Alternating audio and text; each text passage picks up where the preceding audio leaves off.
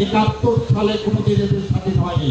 সারা পৃথিবীতে মুসলমানের জানের শত্রু হচ্ছে ইসরায়েল, তেমনি আর একটা দেশ, সেটা হচ্ছে ভারত। এখানে কোনো আধিপত্যবাদ নাই, আমরা ভারত বিরোধী। আবার বলতেছি, ভারতের জনগণ না, যারা এই কথাটা বলে ভারতের জনগণ আর ভারতকে আলাদা করতে চায়, এটা করা সম্ভব না, এটা করা সম্ভব না। আমার বর্ডারে যখন মারা গেছে তখন কোন ভারতীয় রয়েছে ওই বর্ডারে কাঁটাটা ছুঁড়ে ফেলে দিয়েছে? কেউ আসেনি।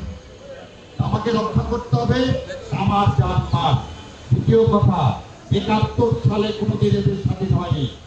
71 সাল পরাধীনতার দিন শুরু হয়েছে। আমরা আগে পাকিস্তানের নিষ্পেষণায় ছিলাম, 71 যে ইন্ডিয়ার হাতে পড়ে গেলাম। আর ইন্ডিয়ার হাত থেকে মুক্ত হওয়ার জন্য দেখেন, বন্দুকের সামনে বুক পেতে যায়।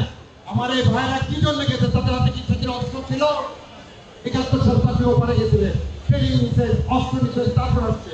আমার মেজর ভাই বলুন, এই 36শে জুলাই নিরস্ত্র মানুষ আমরা কেন সেদিন বন্দুকের সামনে এগিয়ে গেলাম?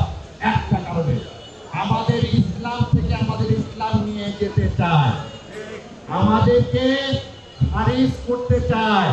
ধর্ম নিরপেক্ষতার নামে আমাদের মাঝ থেকে ইসলাম জাতীয়তাবাদ নিয়ে যেতে চায়। তো যতদিন এ দেহে প্রাণ আছে, ইনশাআল্লাহ ইসলাম এবং জাতীয়তাবাদকে কোনোদিন আমরা কারো কাছে দিব না, বর্গাও দিব না, নিতেও দিব না।